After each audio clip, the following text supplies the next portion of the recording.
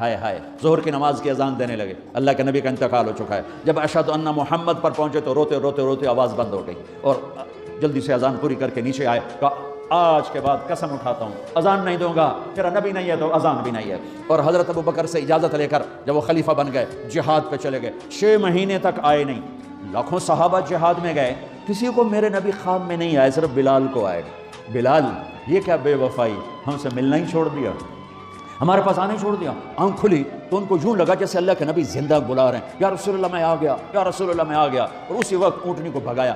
21 دن کا سفر 7 دن میں کیا، 7 دن صرف نماز اور پیشاب کے لیے اترتے تھے اور بھگاتے بھگاتے بھگاتے 8ویں دن جب مدینے میں پہنچے تو آتے شور مچایا، یا رسول اللہ میں آ گیا، یا رسول اللہ میں آ گیا۔ ان کے ذہن سے نکل گیا کہ آپ تو دنیا سے جا چکے ہیں۔ جب مسجد کے قریب پہنچے تو پھر تڑپ اٹھے اور چیخنے لگے کہ آپ تو ہیں ہی نہیں، پھر گئے سیدھے قبر پہ جا کے یوں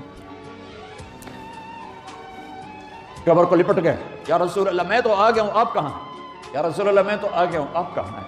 یا رسول اللہ میں تو آ گیا ہوں، آپ کہاں ہیں؟ بے قراری میں روئے جا رہے ہیں، میں تو آ گیا ہوں، آپ کہاں ہیں؟ میں تو آ گیا ہوں، آپ کہاں ہیں؟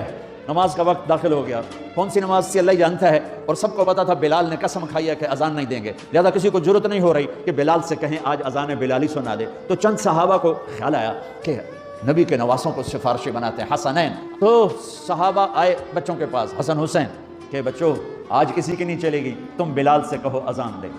تو یہ دونوں ننھے منھے بھائی، حسن 7 سال کے، حسین 6 سال کے، 10 مہینے کا فرق تھا دونوں بھائیوں۔ چچا ایک درخواست کہ میرے ماں باپ آپ پہ قربان، آپ درخواست کیوں کہہ رہے ہیں؟ آپ امر کریں، آپ حکم کریں۔ کہنے لگے جیسے آپ ہمارے نانا کے لیے اذان دیتے تھے آج ہمارے لیے دے دو۔ تو ایک دم وہ رونے لگے۔ بلال کہا ہے میرے بچوں، میں نے قسم اٹھائی تھی کہ میں اللہ کے نبی کے بعد کبھی اذان نہیں دوں گا، لیکن تم پہ تو ہزاروں قسمیں قربان ہیں، میں اپنی قسم توڑتا ہوں اور اذان دیتا ہوں۔ جب وہ چڑھنے لگے اس بی بی کے گھر، قریب ایک انصاری عورت کا گھر تھا جس کی چھت پہ چڑھ کے اذان دیا کرتے تھے، تو سانس رک گئے، سب کے آنکھیں پھٹ گئیں، اور وہ یوں منظر دیکھ رہے کہ آج بلال تو ہے، محمد مصطفیٰ نہیں ہے۔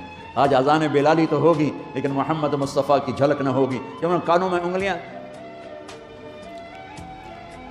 جب انہوں نے اللہ اکبر کہا تو مدینے میں گھر گھر ماتم بچھ گیا، عورتیں بھی چیختی ہوئی گھروں سے باہر نکل آئیں، سارے مدینے کی گلیوں میں چیخ و پکار مچ گئی، اور یوں سب کو لگا جیسے محمد مصطفیٰ زندہ ہیں اور ان کا زمانہ ہے، لیکن آپ تو جا چکے تھے۔ یہ بلال کو جو رتبہ میرے رب نے دیا، یہ غلامی مصطفیٰ کی وجہ سے دیا ہے۔